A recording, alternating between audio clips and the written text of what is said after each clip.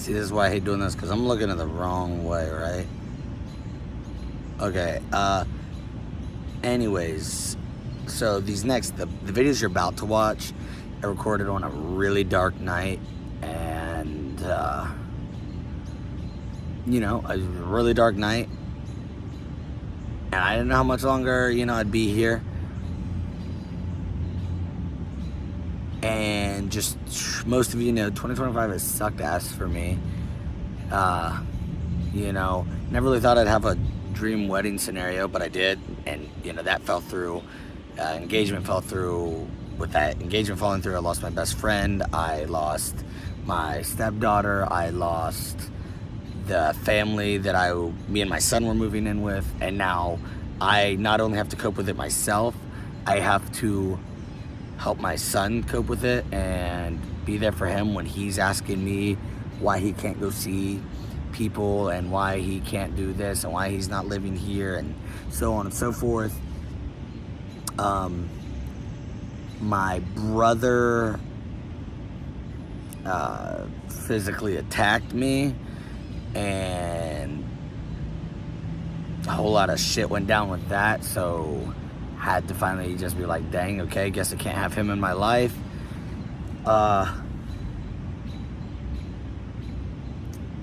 Planned for a child, had a miscarriage, never thought I'd go through that.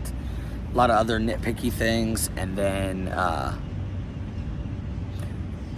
like a month ago at this point, over a month ago now, I lost one of my best friends. He took his life, and I've never really experienced death before. You know, I've lost a grandpa, my Aunt Karen, but I was really young when I was a kid, a preteen when I lost them. So, you know, like I experienced it, but you know what I mean? Like, I've never fully experienced death of someone truly close to me, and I finally have with Brent. And it's been fucking me up good. And like, I've like probably at least once, twice a week, I've been waking up from dreams where someone close to me has killed themselves. I'm just not, I don't know, never had to deal with this, not coping with it well. And it also sucks because like, the one person I want to go to about this doesn't even speak to me anymore. And then the person who normally keeps me going, like when I'm having a shitty day and I'm like, hey, yo, having a super shitty day, that person has now taken their life. So they're not able to reach out and be like, Corbin, no, here's what you got, you know, get out of your head. So yeah, it's been real weird trying to figure out how to move on from all the things, you know, the loss of a brother, the loss of a fiance, loss of a stepdaughter, loss of a best friend, all these things I haven't really had to fully experience before. I'm now experiencing all at once, just boom, boom, boom, boom, boom. It's been real shitty. Most days I don't really want to be here. Half the time I think I wish all you people didn't like me so that it would be easier for me to dip out. But now after losing Brent, it's like I didn't get to say goodbye, and it makes me want to make sure that everybody knows how I feel about them. Like, you know, that you all know how important you guys are to me, the things you've done for me, how important they are, how much I love you guys. And just, I'm not going anywhere, just because I guess maybe I should have started with that. I recorded these videos on a real dark night a while back, and then I talked to my therapist, and I was like, honestly, I want to still show everybody I recorded videos for the videos, because like, I'm not good at expressing myself and communicating and telling my loved ones I love them. And he was like, yeah, that could be a good idea, but if you're gonna do that, you need to, you know, start with, hey, by the way, don't worry. And so that's what this video is, and I guess I kind of forgot to even say that, but don't worry, because you know, after making all the videos, it's like I still got all of you guys, and yeah, there's shitty days, and I'm not gonna lie, almost every day of the last 6 months have been real damn shitty, But I know I've been here before and I've made it through it, even though the last time it was like one thing, where this is a mountain of things. But I do believe I can get through it. I don't really got the strength to dip out. But I'm gonna see if I got the strength to stick around. And I got too many people, too many loved ones that I got too many nephews and nieces. I mean, shoot, 2 of you people that I hope are at least watching these videos are pregnant right now. And I plan to see those babies. I plan to watch them grow up. I plan for them to know their Uncle Corbin or their Uncle Cornyn. You know, like, I plan to be here. I have a son that I plan to watch grow up. And shoot, even if it's just through the grapevine, I plan to still know what's going on with my stepdaughter and know that she's okay in life and she's happy. So I got plans. I mean, shoot, I still got a comic to put out, guys. I got a lot of stuff I still gotta do. But so really, I'm still putting these videos out because I want you guys to know how I feel about y'all. Because tomorrow is not promised. I could wake up tomorrow and one of you guys could be gone, and I never told you guys how much you meant to me, how much that thing you did for me has resonated with me. You know, like, any moment, one of us could be gone, and I'm not okay with y'all not knowing how important you are to me. So I'm still gonna put these videos out, let you guys all see them.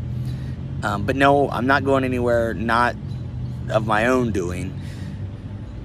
And I am going to make more of an effort to start hugging everybody when I see y'all. And if the hugging, I know a lot of people are against hugging, makes them uncomfortable. If it does, say so. I won't hug you. But I will be saying I love you when you're leaving, or even when you show up. I want you all to know how much, that I love you guys and whatnot. But yeah, I'm not going anywhere, but you never know when it's your last day. You truly don't. So yeah, I need you all to know how important you all are to me. So enjoy the next part, hopefully. What's up, more? Known you since 2011, and I still don't feel like I can call you Andrew. It always feels so weird. And it feels too weird to call you Mr. Moore now because I haven't had you in class since 2011, or since 2012, and I haven't been in school since 2015. So it still feels real weird to call you Mr. Moore, but it feels weird to call you Andrew. So that's why I've been calling you Moore for a decade now. Thank you for being who you are, man. Who you are is something special. Holy shit, your kids are lucky. Your wife's lucky. Dude, do you understand how many times? Now, I don't know. Maybe, ninth grade, maybe I was a shit student. I honestly don't know. Because I would pick, that was like, this teacher's easy target. I don't remember doing that with you, but like, Miss Webster, she was an easy target. And then there's some middle schools, so I would try to be the class clown. I don't think I did that with you, but I don't know. Maybe I was an asshole. And if I was, I'm sorry. But, dude, the rest of high school, like afterwards, and then I would come in at lunch and we'd watch Walking Dead and just getting to know you throughout high school. You're such an awesome guy, great teacher to everybody.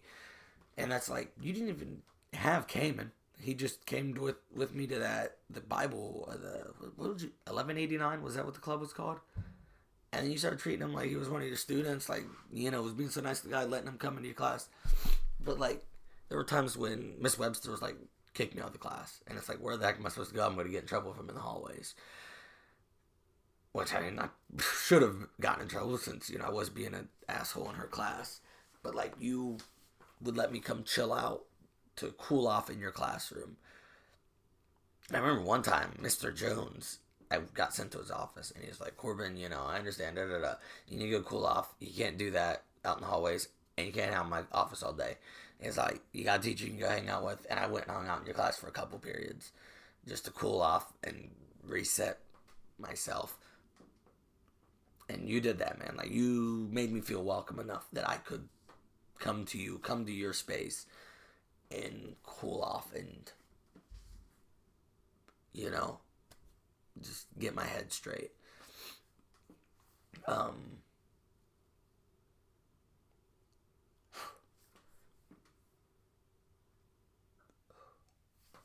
um, dude, I've come to you with some during some dark times in my life, and I've never fully opened up about things, but I did open up to you about the miscarriage and the shit going down with Brandy, and like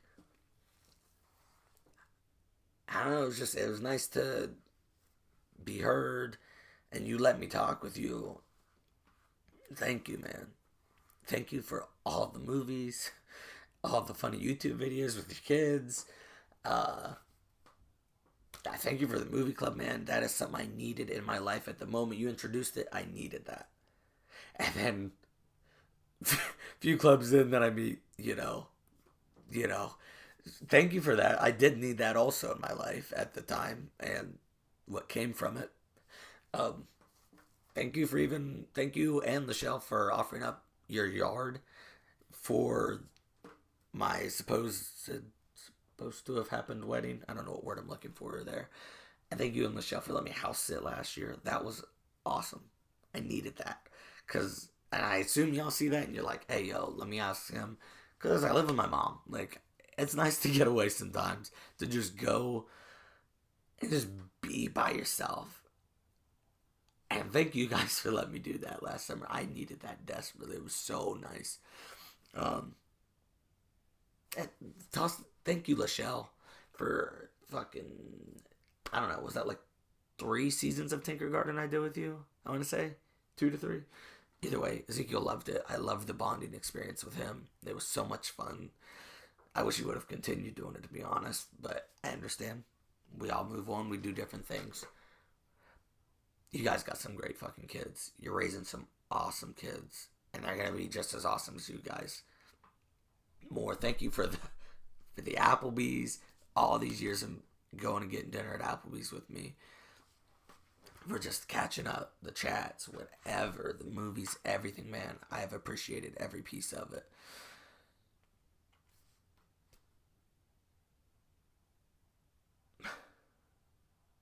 Thank you more.